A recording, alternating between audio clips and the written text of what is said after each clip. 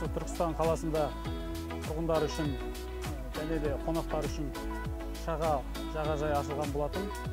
Сол жағажай ашылғаннан бастап қазіргі өздеріңіз көріп тұрғандай біздің төтенше жағдай департаментінің қызметкерлері осы жерде кезекшілікті ұйымдастырып жатыр.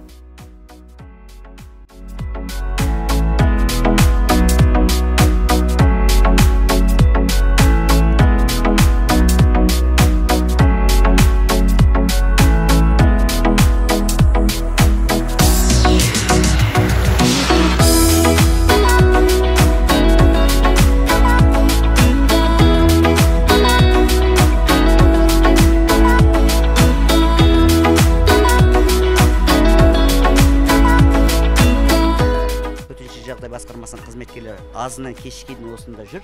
Мына көріп отырсаңыздар, әлі күнге дейін мына халықтың қауіпсіз шараларын алдын ала ұйымдастырып жатыр. Ол енді біздің Түркістан қаласы, Түркістан облысының, жалпы Қазақстанның төтенше басқармаларының жалпы жігіттеріне разы болсын.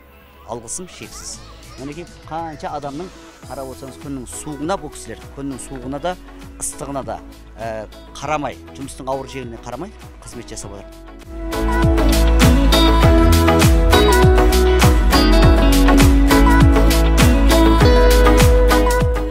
Түркістан қаласында шомылу маусымына байланысты күнделікті рейдтік жұмыстар жүргізіліп жатыр. Осыған орай суға түсу кезіндегі қатаң қауіпсіздікті сақтауды, сонымен қатар түсіндірме жұмыстары жүргізіліп, жадынама парақшаларға таратылды.